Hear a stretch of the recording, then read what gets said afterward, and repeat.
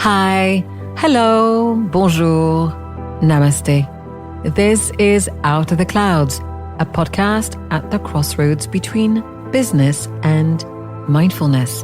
And I'm your host, Anne Muhlethaler. Today, I have the pleasure to introduce you to a wonderful novelist called April Davila.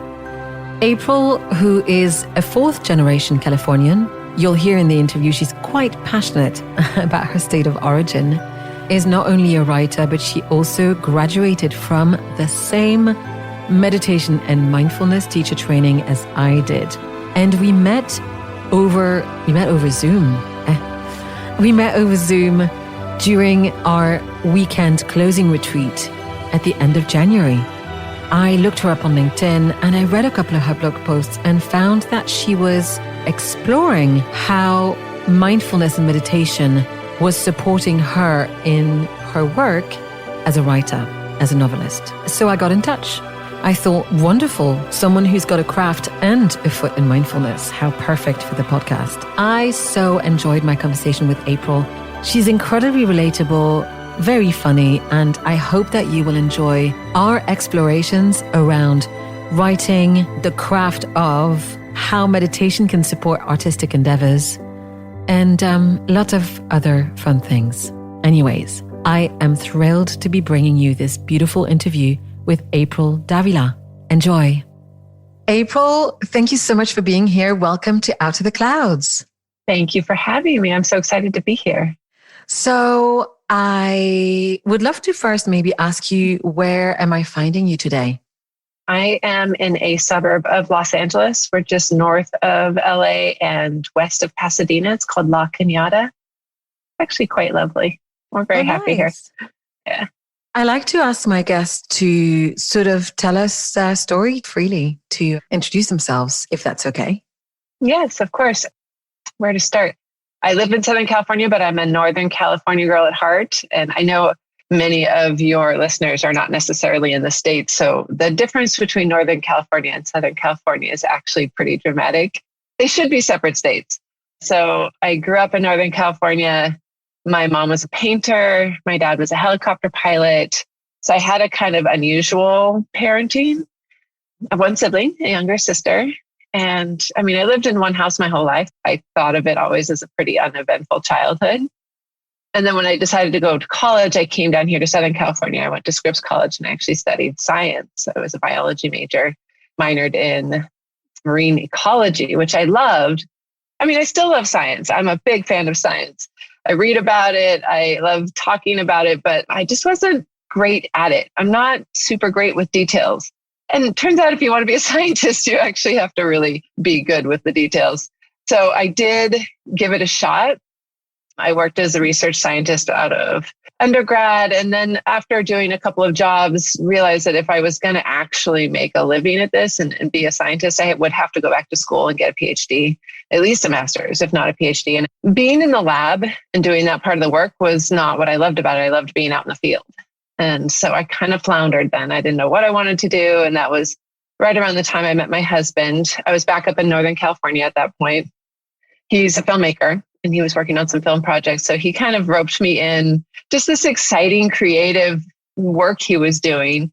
And I ended up working with him for a little bit before we were married. And then a little bit after, I produced his first movie up in San Francisco. But then after our daughter was born, we just realized that if he was going to seriously be in the film business, you kind of have to be in Los Angeles, or at least 13 years ago you did.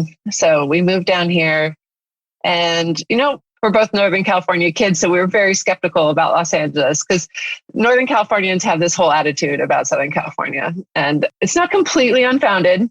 Some of the rumors are true. Can I just say, isn't it just like all countries that have that north-south divide? I don't know what it is. And there are parts that are true to it. But when we got down here, we just found we loved it. We got really lucky. We ended up on a small cul-de-sac full of these just wonderfully creative people who were working in their, it wasn't a hobby. Like up in San Francisco, people had jobs and then they are creative hobbies. And when we came down to LA, it was like people were working in their creative business. And we just loved that. And that was actually when I decided to go back to school and get my degree in writing. I don't know how much I should go into my journey from there. I mean, it gets much more detailed from there. That's the fun thing about long form. Go wherever you want to go. Wherever we want to go.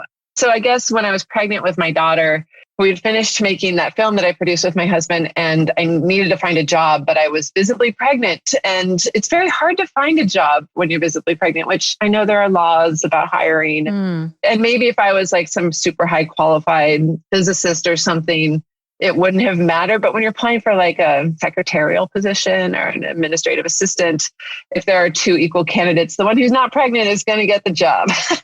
So I just had a hell of a time getting employed.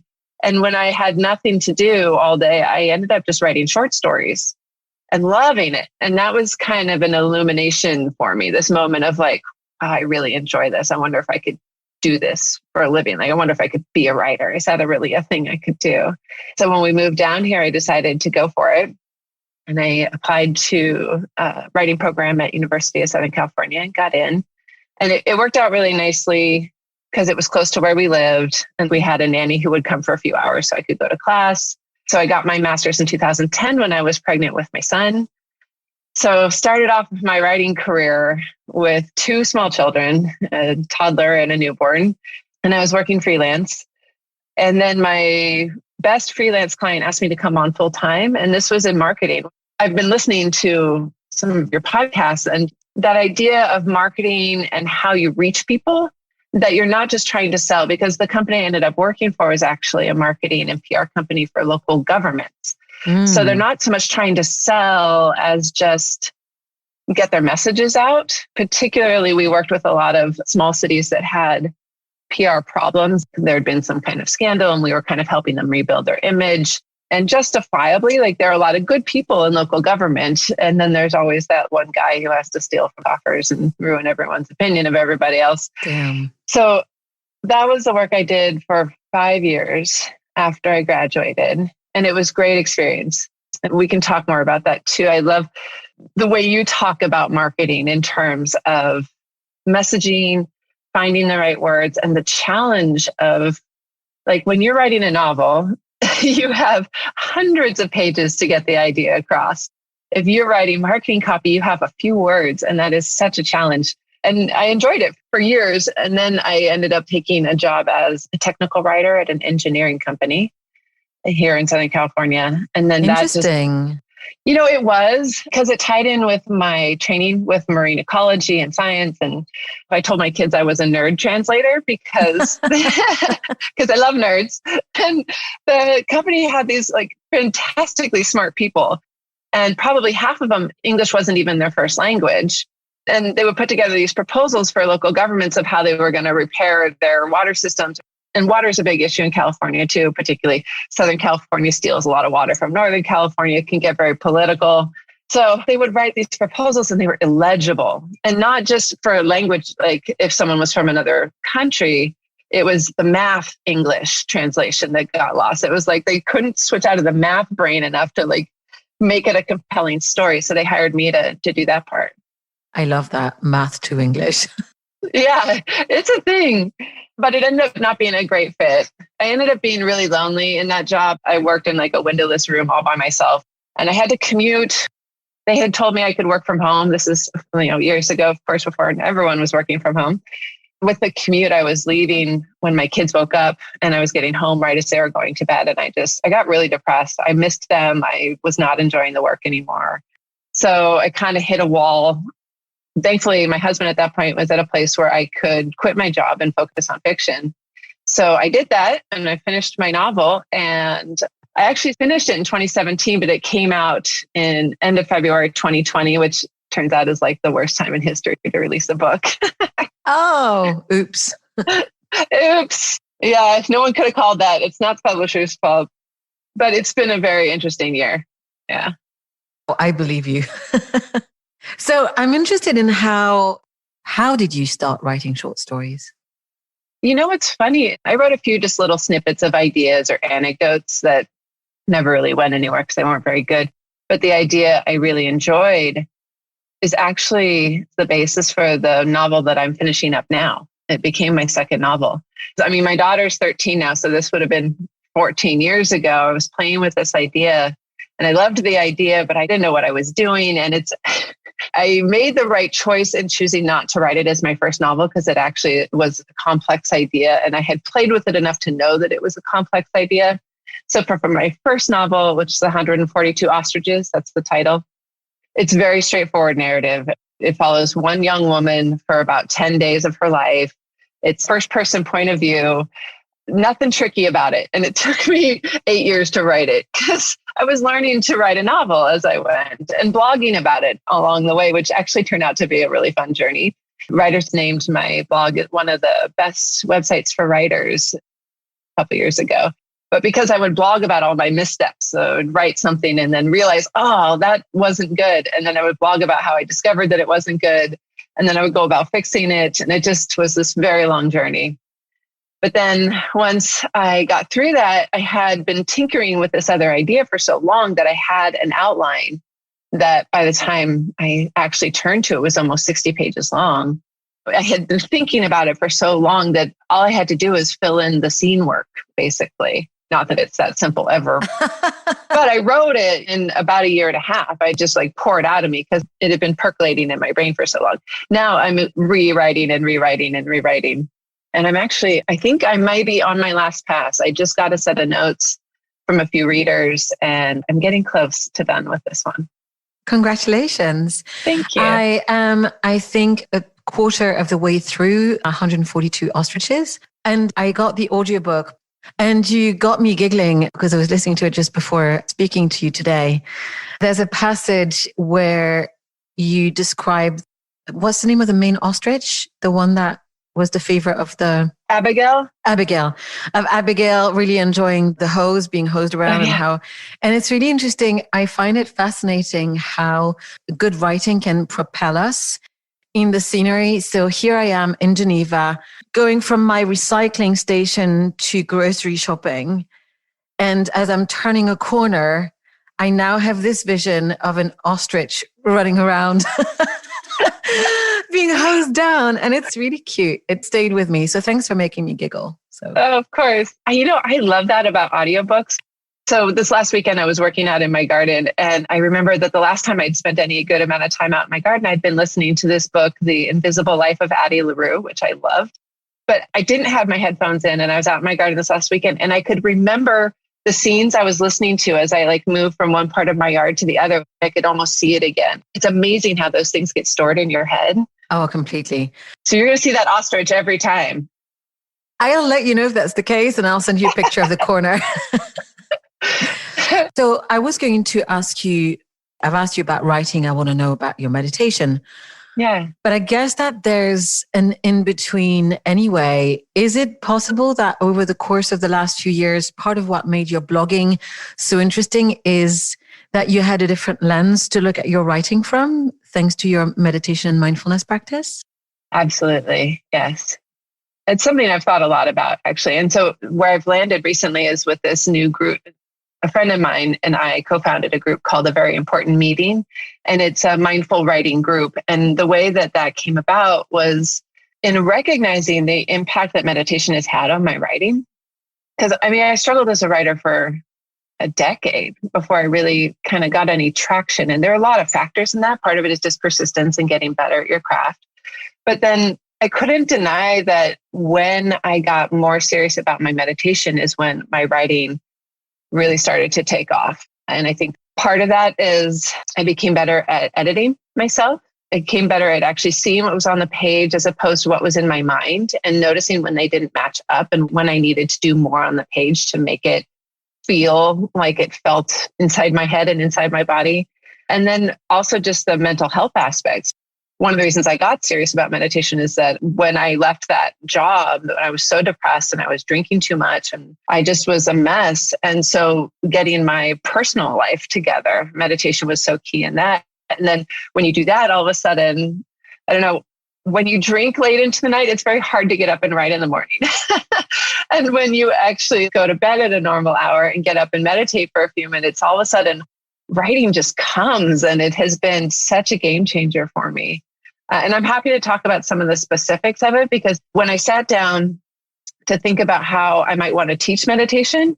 And this was part of our class, right? When we had to teach the second part of our practicum, where we had a more in-depth talk, I thought about how has meditation actually affected my writing? And I actually made a list of like bullet points of like, it helped me in this way and this way. Very quantifiable things, it turned out. And I was actually surprised that I could delineate it so clearly. And that little list kind of became the outline for the Mindful Writer workshop I've been teaching. Right now it's a workshop. I'm thinking about making it a class. You should. Can we go back one step? How and when did you get introduced to meditation?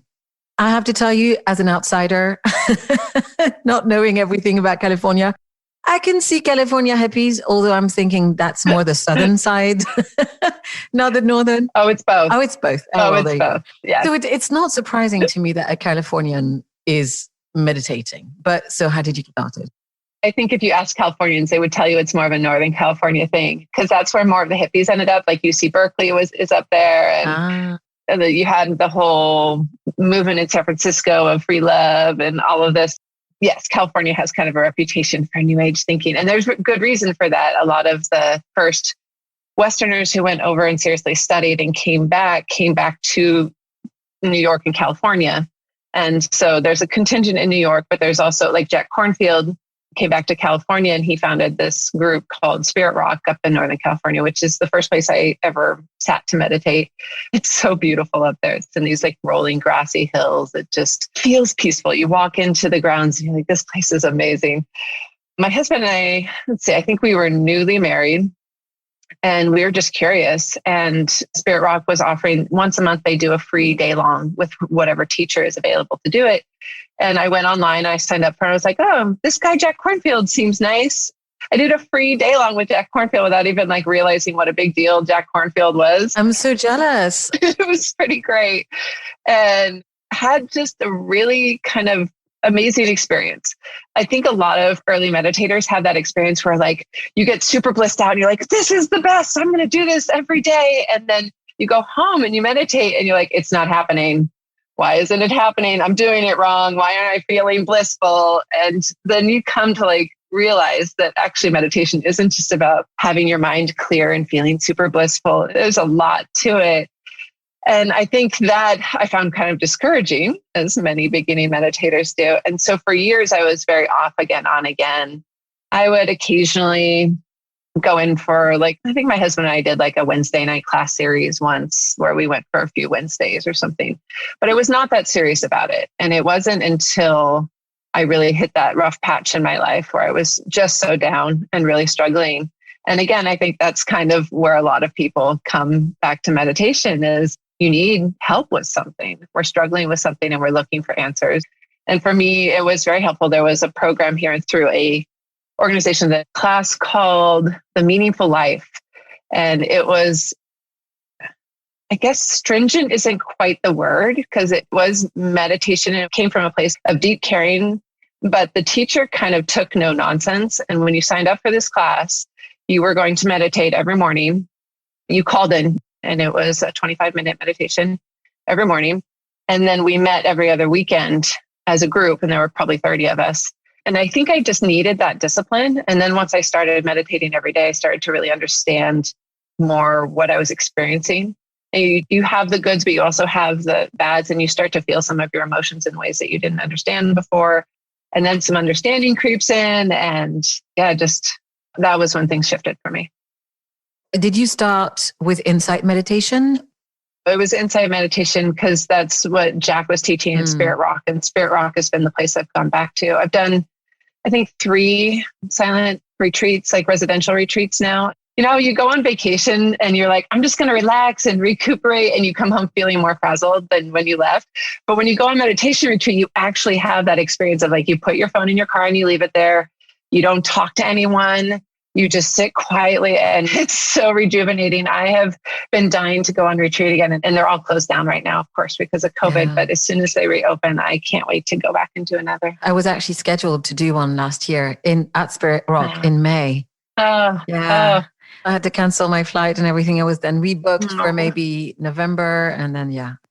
Well, when you get there, you'll see it's a wonderful place. You'll love it. Yeah, the reason I ask is because my way in wasn't via insight, it was via loving kindness, and it was very random. I sat through one group class while on holiday, and I don't know why, but the teacher at the end said, imagine how powerful it would be if someone were to do this every day. In my head, I went, challenge accepted. And I don't know why I did it every day. And I was sharing this with another teacher a few months ago. I was doing a detox with only food and veg that are non-inflammatory. And so they had also prescribed me infrared sauna. And so I was very much the multitasker. I decided that I was going to do the meditation in the sauna. Yeah. Damn. What else are you going to do? Yeah. Well, it turns out it's a little bit challenging, FYI, for 30 minutes. I would think so, actually. Yeah. The duration and probably the physical discomfort. It gets hot in there. Yeah. Mm-hmm. Yeah, it does. Okay. Because I also I did my 200-hour yoga teacher training. I then ended up also going down the route of other kind of meditations. And I have to say that I like to have experienced and seen different panels. So you were mentioning earlier that having reshuffled your life and got into meditation, you ended up getting up early in the morning to write. And I read in your bio, which was very entertaining. So you keep writing fiction. She bought a coffee machine with a timer, you say, and set it to start brewing at 4:50 every morning so that you could write in the wee hours before the rest of the family woke. And this went on for years. Now, I have to ask, so you weren't an early riser before that? Oh my God. How did you make it? And this was still when I was drinking too. It was painful. It was really painful. And then it's amazing what the human body can adjust to. It really is. I went about it all wrong. Like if anyone is interested in getting up early to write, I actually wrote a whole blog post about it. If you Google how to get up early to write, even if you're a night owl, I think that's the title of it. But the things I did wrong is, again, this was like the theme of my blog of like things I did wrong and how I figured out that you can do it better. So I had this idea because I was working full time and I had two small kids. I had not a lot of time. And I found that if I went to work as a technical writer or a marketing writer before I tried to do my creative writing, there was nothing left when I got home. And so I made the executive decision that, when you wake up, you have a certain amount of energy for the day. And I was like, I'm going to use it on my writing first. And so I set my alarm and I would get up and I would write and then I would go to work and my employers would get my less enthusiastic writing. Not that they ever noticed, I did fine. But it was the only time I could carve out. The first mistake I made was that I tried to do it every other day. I thought I was being kind to myself. I was like, I'll just do every other day and then I can sleep in a little bit every other day. And my body just never adjusted. And I felt like I was ping-ponging all over. I was so frazzled and tired. And it wasn't until I committed to do it 6 days a week, I would get up, my alarm would go off, and I would smell the coffee. I'd go up like a zombie and get my coffee. And then I would write in my journal while I drank my coffee. And then as I was writing, my pen would start going a little faster. I'd be like, okay, I got the caffeine, I'm ready to go. And then I would pull out the novel and I would write until the first kid woke up. Sometimes that was 20 minutes, sometimes that was an hour. And I took whatever I could get. And I did that for years and it was painful, but it did get easier. Once I had found a rhythm with it and it just became something I did and I didn't have to think too much about it, it did get easier. I'm full of admiration. I'm a big sleeper. Yeah, especially now that I'm writing full time. And this year has been crazy, of course, but before COVID, I could drop the kids at school and come back and write. And so for a while, I stopped getting up early because I was like, I don't have to anymore. But I find that it's still my best writing time. I think I did it for so many years that I just trained myself for that to be my creative time. So now I get up early again. I was thinking Pavlov's dog. You conditioned yourself to go there. Amazing. So the Pavlov dogs idea, that's actually how I made meditation more regular in my life too, because I had this regular routine of I get my coffee, I write in my journal, and then I would start writing. And so what I did was I just slipped meditation right into the middle there. So I would get my coffee, write in my journal, and then I turn to my cushion, which is right here by my desk, and I sit down. So now as I finish my journal writing, I'm like, okay, now it's time to sit. And it's become, again, the routine of it has become so set that I don't have to think about it so much anymore. Not that patterns don't get disrupted from time to time, but I have found that routine to work really well for me.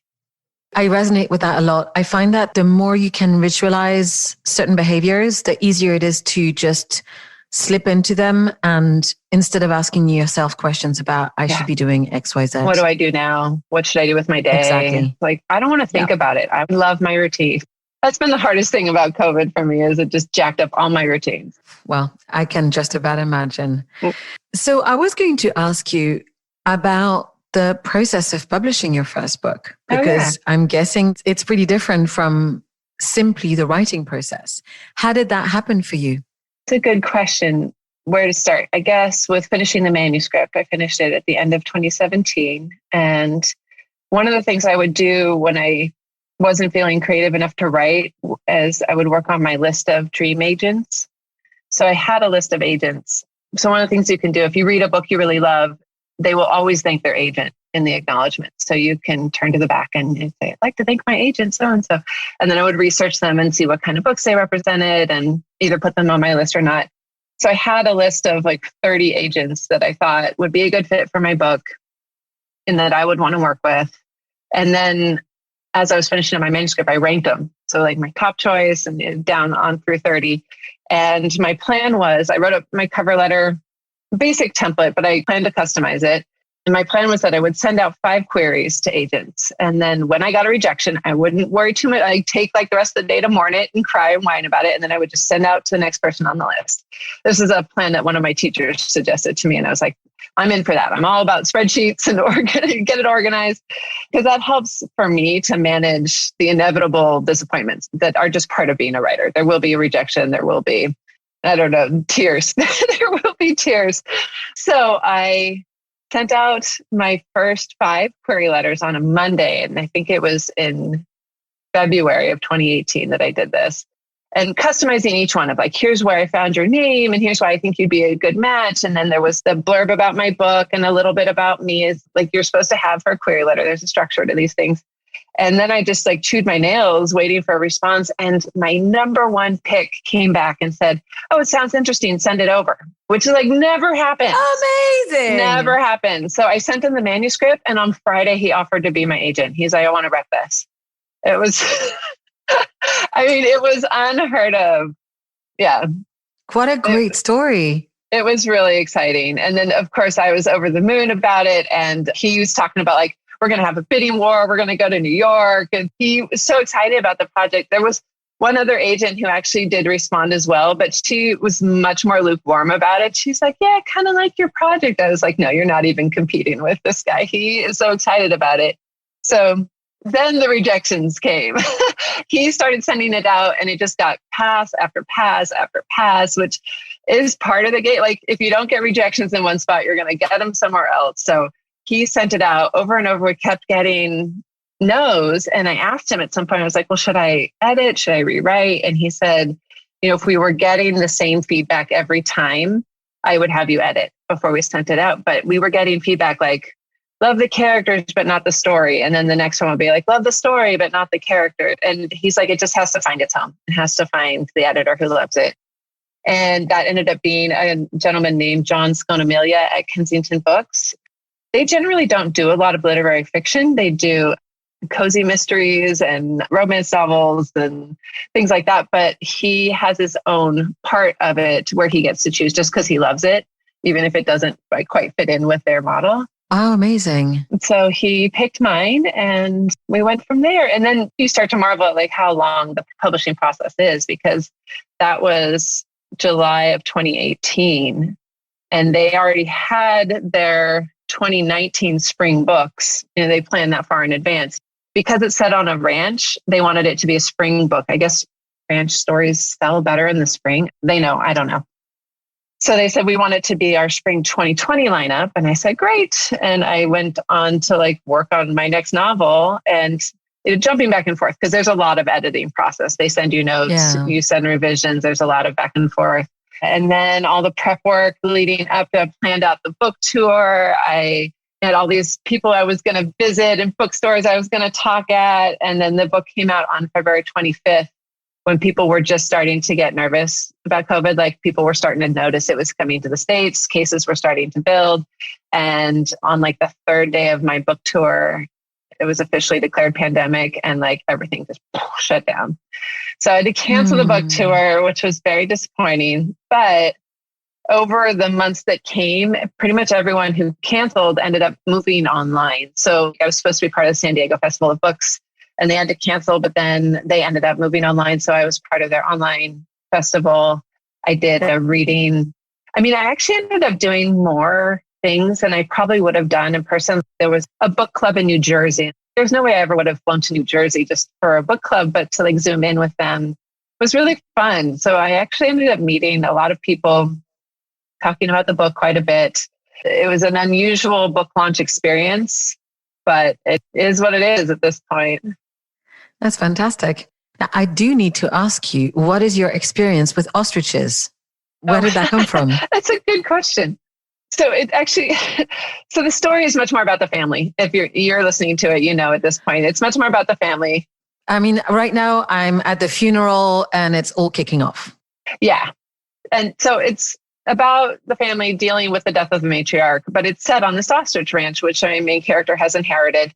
And the reason that all came about is I was actually working on a travel piece. And this was, I think, when I was still in grad school, even I did some travel writing. And I went out to this ostrich farm to write the travel piece. And I was just starting to work on my novel. And when I got there, I was trying to decide where I wanted to set it. When I stepped out of the car at the ostrich ranch, the birds are so bizarre. They're like just this study in contradiction. You know, they're beautiful and deadly. They have these giant eyelashes that like, I don't know, they're like supermodel eyelashes. And then their legs are this horrible, scaly, just awful texture. There's so much about them that just doesn't mesh. And for me, that was the perfect metaphor for family of like, you can love them and then they come to visit and you're like, why did I invite them? It's just conflict and contradiction and that experience of holding two things at the same time. And I thought, this is it. This is where I'm going to put my book. And the guy who ran the ostrich ranch was so friendly. And I think he was kind of lonely. So it was just him out on the ranch by himself. And so I had thought I'd do like a 1-hour tour for this piece I was writing. And I ended up standing out there like all day talking with him. And he told me all these anecdotes. And probably like 80% of the plot points in the book actually come from anecdotes that he told me about the ranch. And it just kind of took off from there. Yeah. That makes sense. So I didn't start with any great affinity for ostriches, but I know a lot about them now. Clearly. That's really wonderful. Well, I'm looking forward to the rest of it. So that's the good news. Oh, I hope you enjoy it. Last week, I interviewed a really wonderful wellness specialist. She's a naturopathic nutritionist. She lectures in London and she's also a personal trainer. And she was telling me about how hard it had been for her over the past 12 months to actually put any time into fiction. Mm-hmm. I was wondering if this is something that came up maybe over the time that you were talking on book tours, I mean, on the Zoom version of the book tour. The reason I'm thinking about this is obviously because Karis mentioned that last week and she did recommend a book that she couldn't put down. And I read your blog post about the freedom of putting a book down. So I feel personally very unencumbered by the fact there are at least 5 books that are not finished by the side of my bed. Yeah. So what did your audience have to say around that? You know, it was interesting. I heard from a lot of people, and I experienced it too, that reading was really hard, particularly in the most of 2020. People found reading hard. It was hard to focus. I experienced that too. Most of the books I was reading, I just couldn't, I don't know, my brain was very scattered. The one way I was able to get back into it was I went to my daughter's YA fantasy bookshelf, and that was my sweet spot. I needed total escapism. And I think it was just about finding what worked for you. Because like once I found that, I was just devouring books again. What I needed was some escapism. I've talked to some people who are like, I needed nonfiction. I needed concrete answers to things that I could understand. And that was their way of coping.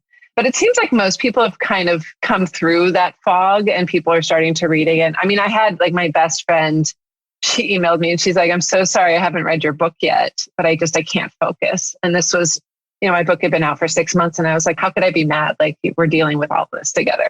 It was hard for a lot of people. And then writing was particularly hard, trying to be creative. Some people just blossomed. I've heard some writers say that it was great time for them. I think they probably don't have children. I I don't know. It was not an easy time for me. It took me a while to get back into actually drafting. But the nice thing was that I had a draft of this novel.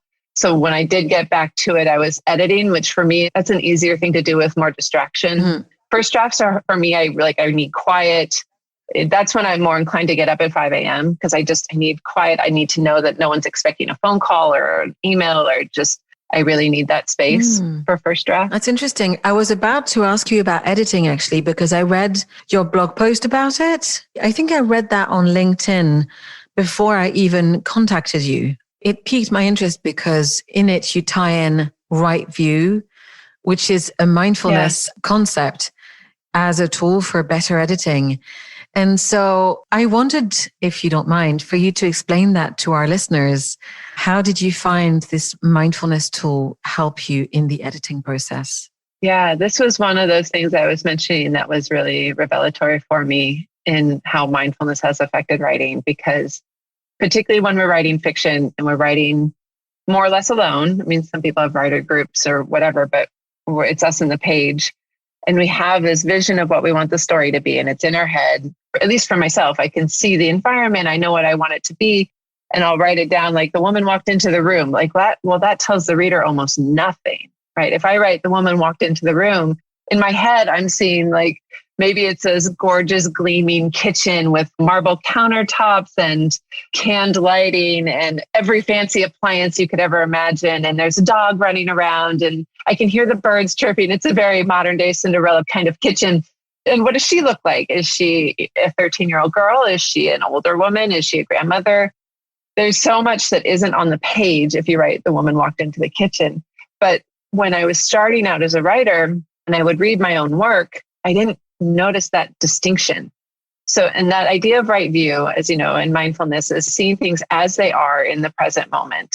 And that is a training that we can work on. And so now when I used to read the word, say, as an example, the woman walked into the kitchen, I would bring so much mental imagery to it that I thought that was what's on the page. Now I'm exaggerating a little bit here, but to get the point, but what we overlay. And that's true in so much of our lives, right? If my husband says you didn't load the dishwasher, what I hear is 2 decades of resentment about me being lazy with the dishes. And I bring all this emotional overlay to the conversation instead of, oh, I got busy taking care of the boy and I didn't get to it. Like that would be the simple answer. That's the right view version of that.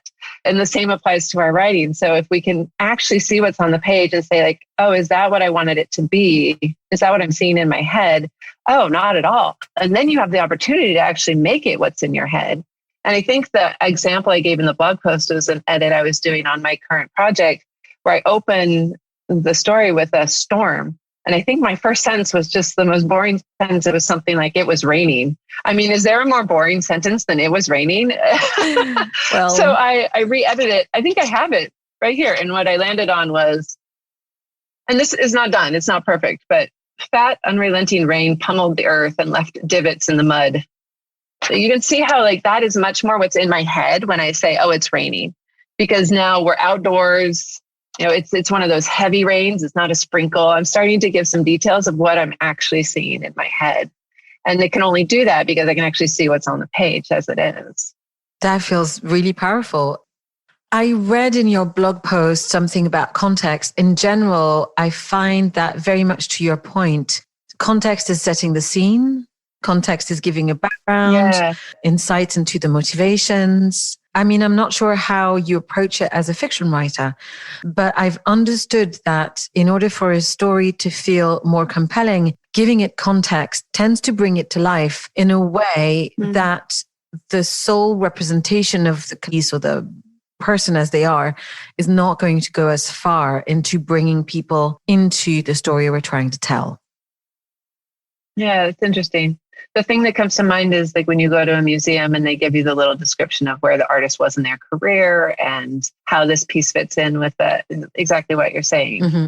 And it's funny, I haven't thought about that as much. And when you're writing fiction, I think context is most important to explain motivation for later down the road. So in those early pages, you are basically establishing a character who has certain ways in which they respond to the world, so that later, when the dramatic points of the story come, we understand why they make the choices that they do.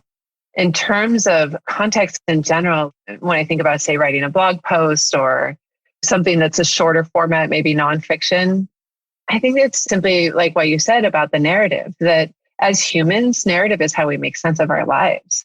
We're constantly telling ourselves stories about why things are, how things are. I mean, you look at any religion, it's about organizing our principles through story. And story is much more compelling if it has a context. Yeah, I think the story also tells the why. So very much to your point about how you build a character, it fills in part of the blanks, essentially. It's the why. It's, it's the Simon Sinek thing. It's the why, the why.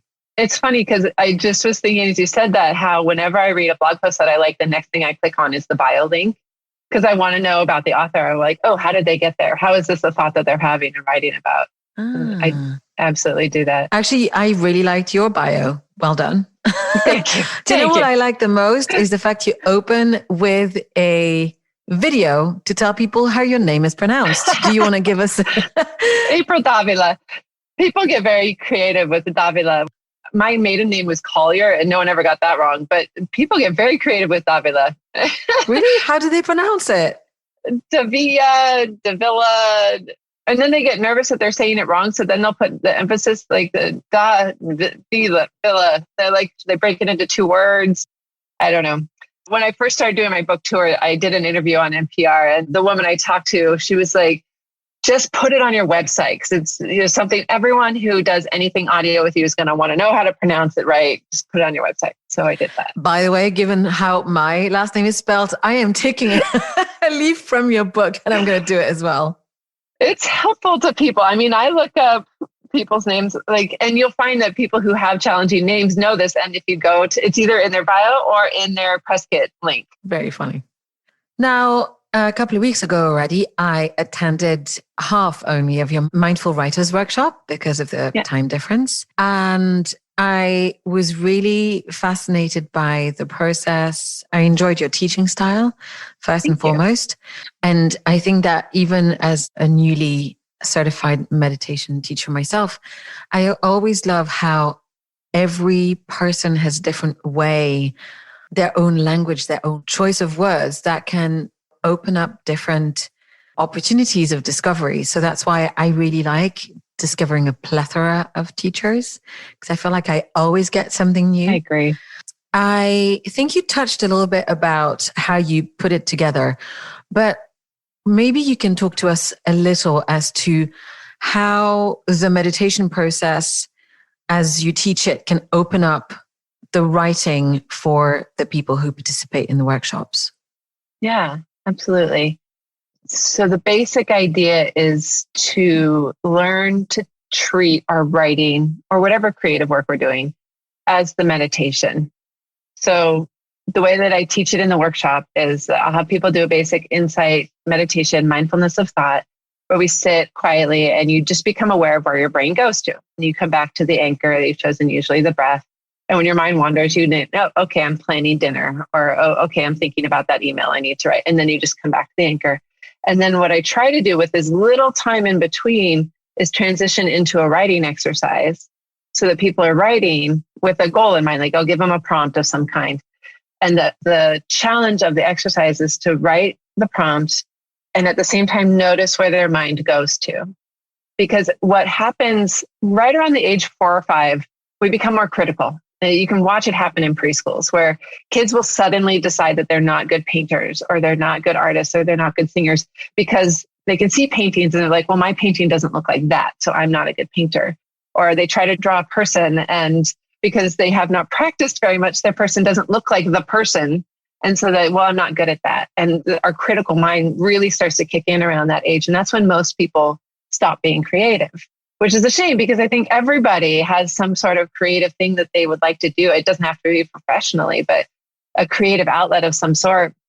And it can get really shut down because of that inner critic. And what I tell my students is that anytime you've had the experience of writing a sentence and then deleting it and writing it again and deleting it, you may not even know, but that is your inner critic saying, that sucked, you better start over. And so the exercise that I lead them through is as they start writing, they're not allowed to like delete and go back. They have to keep writing and notice when your brain says, well, that sucked. You should probably delete it. No, I'm just going to thank you for your opinion. You can go now. You give a little internal bow and you just keep writing. And I have found that to be one of the most transformative things in terms of meditation in my writing. Getting that first draft on the page, noticing your inner critic, simply giving a bow to it and saying, I hear you. And I'm just going to choose to ignore you right now and keep writing. And just, like you just put her in her chair, you put her over there, you keep writing. And then the other part of that, the flip side of that coin is you can't get rid of her completely, because that little voice is what allows you to edit what's on the page. So when you bring that idea of right view and I read that sentence and that inner critic says, well, that's not what it's supposed to be, like, oh, you're right. What do I want it to be? So you need that inner critic, but you can't let it dominate when you're just trying to get that creative first draft done. So for me, I have to really space out my first draft and my edits. And I try to work through start to finish. I'll do a draft. And then I engage my critic and I read it through and I make all the notes. And then I have to put her aside again. It's a real back and forth, but the more mindful I can be of the transition, the less I suffer, which is kind of a key tenet of Buddhism. And the better my work is and the faster I write, the better. Well, I got to tell you, the day after the workshop, I just couldn't stop myself writing. I had ideas pouring out of me the following morning for the first hour and a half of 2 hours of the day, which was completely unexpected. But I realized I was better to just let everything out, as you said, instead of trying to understand what it is that I was doing. And a couple of days ago, I attended an online class with a New York-based yoga studio, and we had an hour-long asana and meditation practice. And I didn't think anything of it. But then I sat down at the piano, because I still do sing and play. And I rocked my own world, I've got to be honest. That's so awesome. It was so surprising, because I think often, as I don't write my own music and I'm performing other people's work, one of the pieces that becomes really important is to make it mine. My goal is not to sound like someone else. And sometimes that means going further into the twisting and then changing and the molding. Yeah. And that's a really, really tough thing to do, I have to be honest. So yeah, I can imagine. As much as I'd realized before all of the benefits of meditation, I don't think I had at all understood the levels to which it could help me creatively. And that came thanks to you. Oh, I'm so flattered. That's wonderful. I love that feeling of flow when the critic finally gets the message and just sits down and you're just going with it. I mean, I could write all day when I hit that point. I mean, not that I ever get to write all day, but I love that feeling. That's wonderful. So I think that you can tell us a little bit about your project called Very Important Meeting. It's called A Very Important Meeting, and it actually came out of the pandemic. So I had invited some writer friends to join me on a Zoom call on Friday mornings. This was after lockdown had started, kind of just desperate for some social time, but I also wanted to write.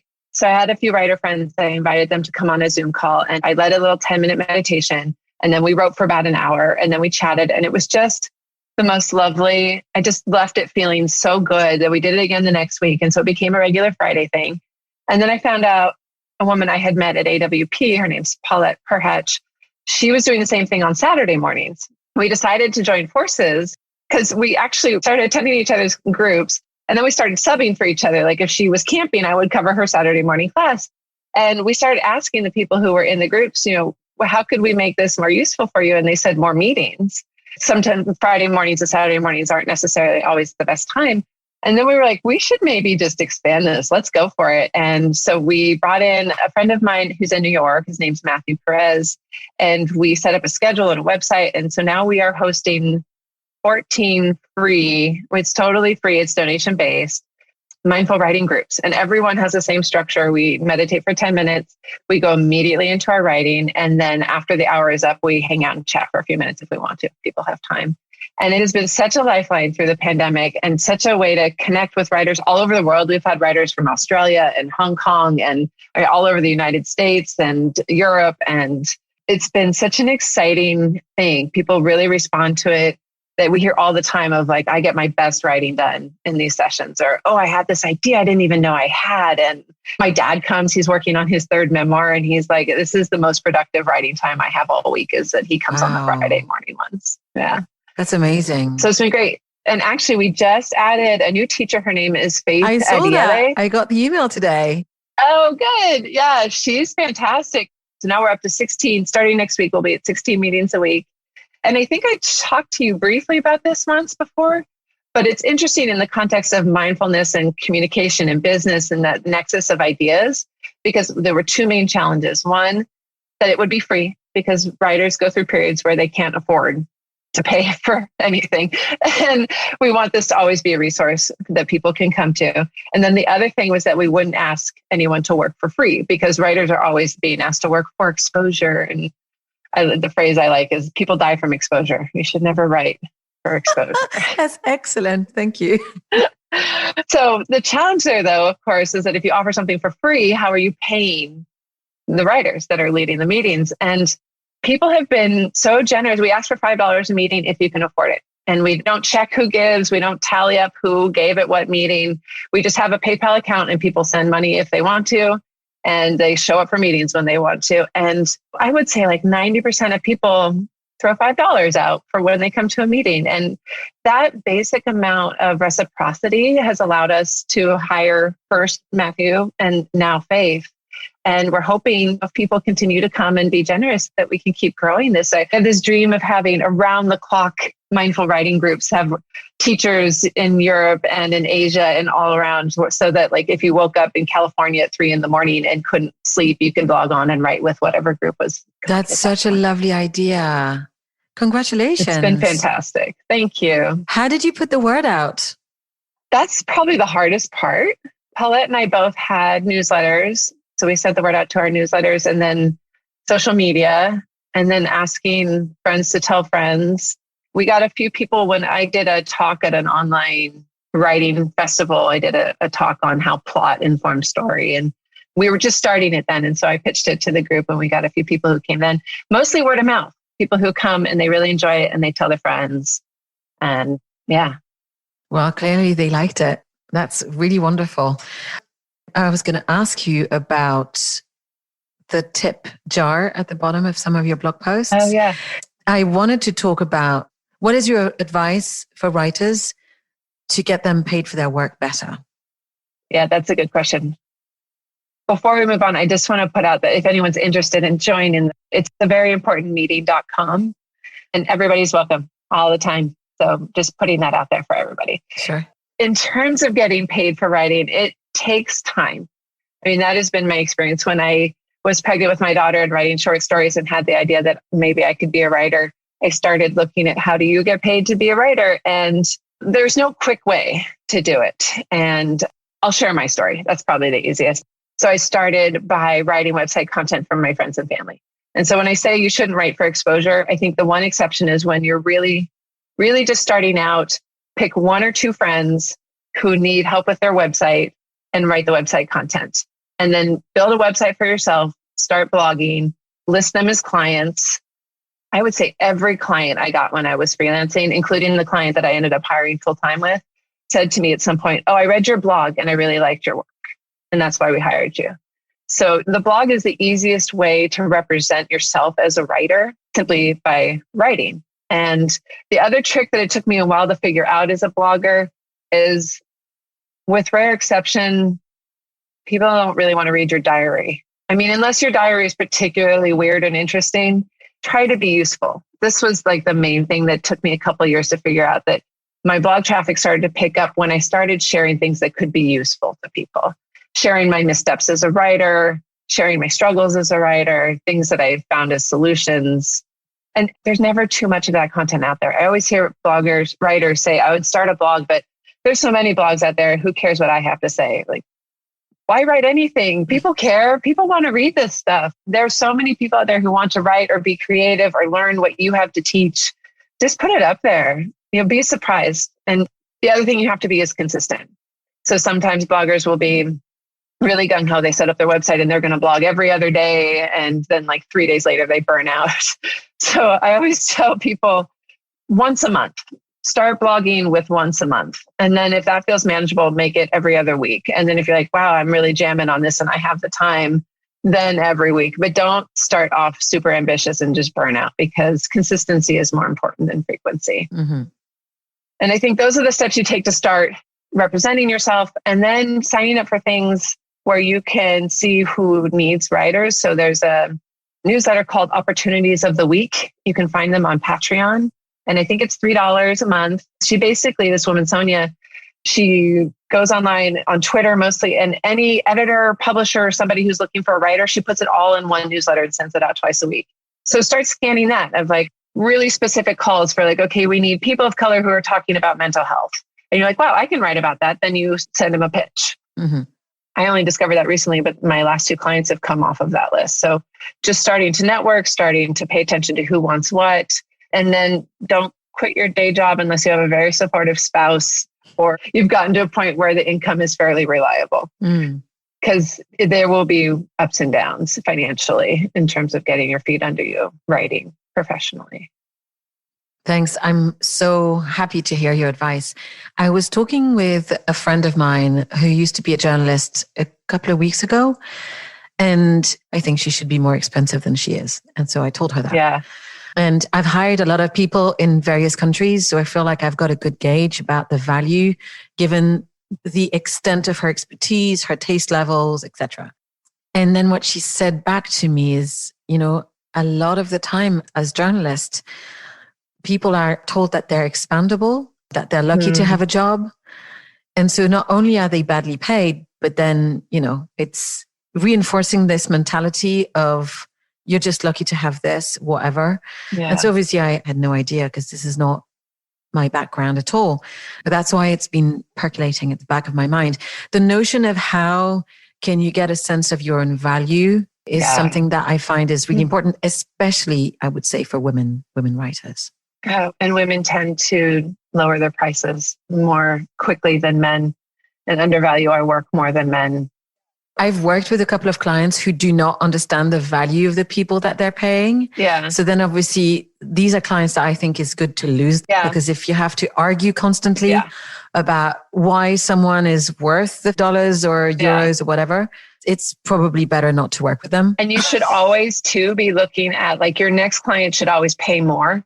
Your lowest paying client should be the one you get rid of first. Like you should always be kind of climbing that ladder of income so that you can make more as you go along. That's how careers should work. You should be making more as you get better at your skill, you get more experience.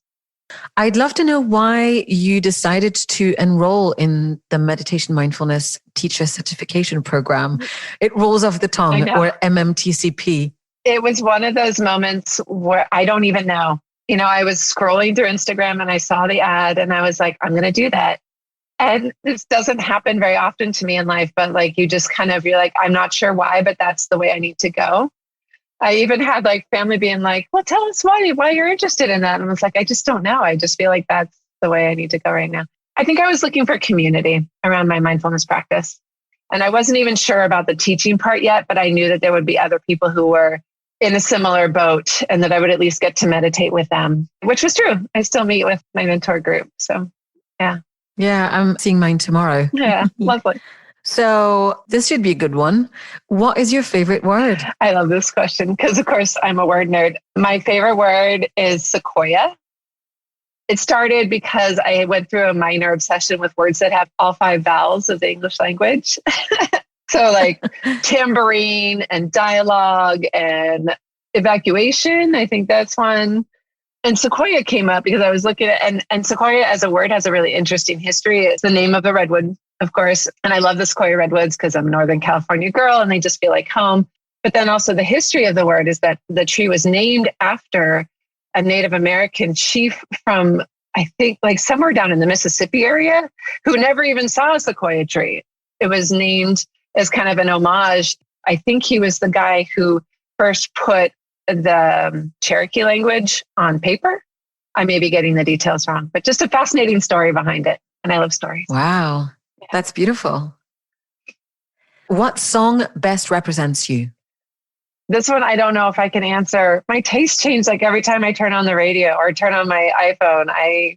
I think Dance Yourself Clean by LCD Sound System, if I had to choose one, that might be it. Yeah. There you go. Well, you did choose one. It wasn't that hard. What or who did you want to be when you were a little girl? I really wanted to be an astronaut. Like really, really, like all the way through college. And actually, I applied to go to space camp when I was a junior in college. And my manager was supposed to write my letter of recommendation, and she didn't do it, and she didn't tell me. So my application was incomplete, and I didn't even find out until like I didn't even get a rejection letter. And I was like, what happened? And they told me that she never sent in the letter. So I didn't get to go to space camp. So instead, I did a lot of drugs, and I never became an astronaut. That's very funny.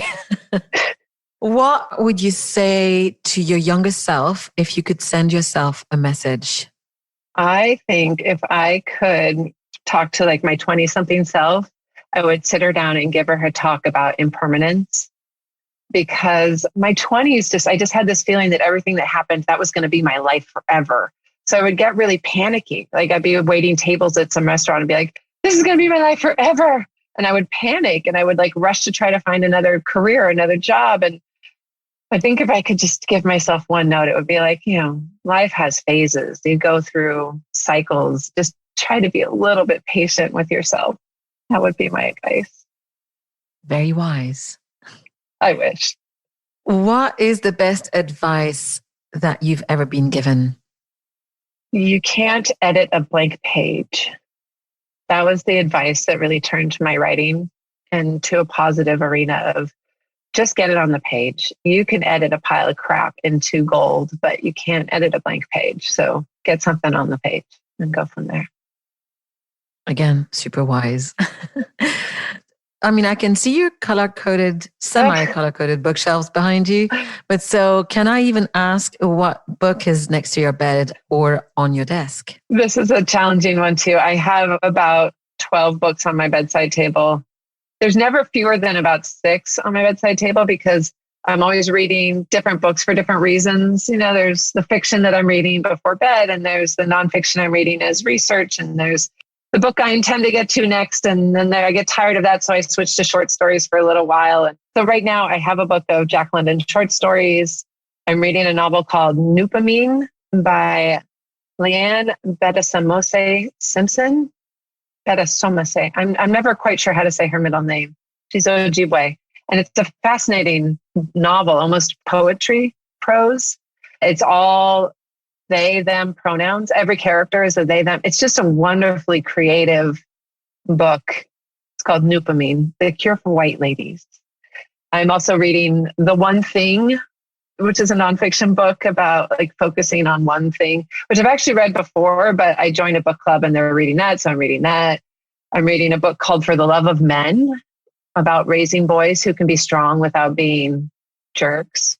I know, I just started that. And then I think one of the other ones on the bedside table is The Mindful Writer. I actually bought a book called The Mindful Writer because I was like, that is a book I need to read. And it's a wonderful collection of poems and anecdotes and things. Oh, I'm going to order that. I'm going to add that to my pile. Yeah, it's a good one. Who is one person you think we should all know about? This is such a great question.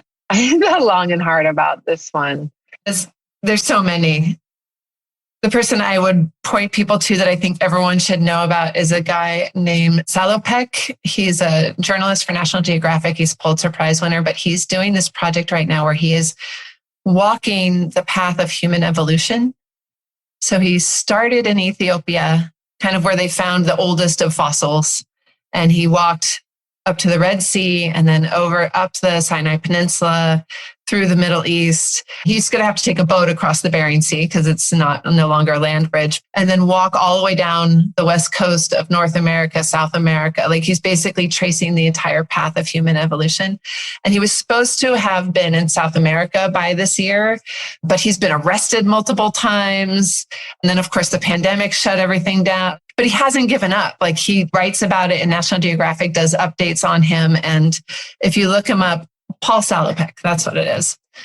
Definitely a journalist worth knowing about. He's doing some really interesting work. That's amazing. So the last question, can you please tell me what brings you happiness? Well, my family.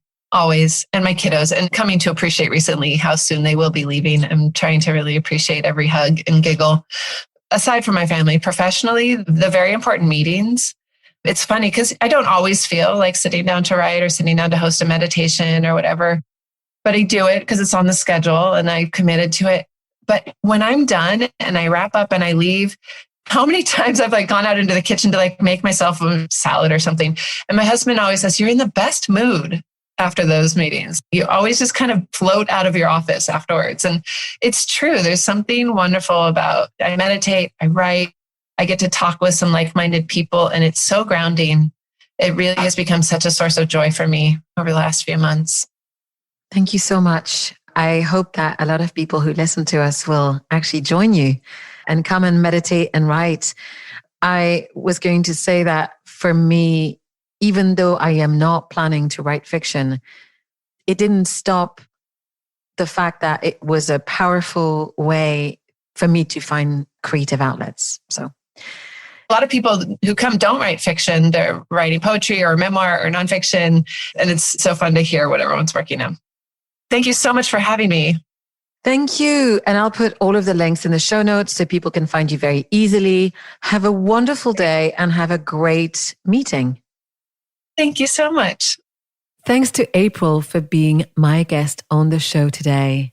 You can find her online, aprildavila.com, and on Instagram at April Davila. Of course, you should definitely check out her wonderful project, A Very Important Meeting, and that is averyimportantmeeting.com. You can also find her novel, 142 Ostriches, at all good bookstores. Of course, as usual, all of the links are included in the show notes. So that's it for this episode, and I hope you'll join us again next time. Our theme music is by Connor Heffernan, artwork by Brian Ponto. Special thanks to Joel for editing and sound. You can soon find all of my episodes and find out more about my projects at annevmuhlethaler.com. You can sign up to receive updates on all the cool things I am working on. The site is almost live. You can also follow the show on Instagram at _outoftheclouds. If you can, please rate and review the show on iTunes. It really does help other people find it. Now, until next time, be well, be safe. Remember the hand washing, the mask, the social distancing, all of that good stuff.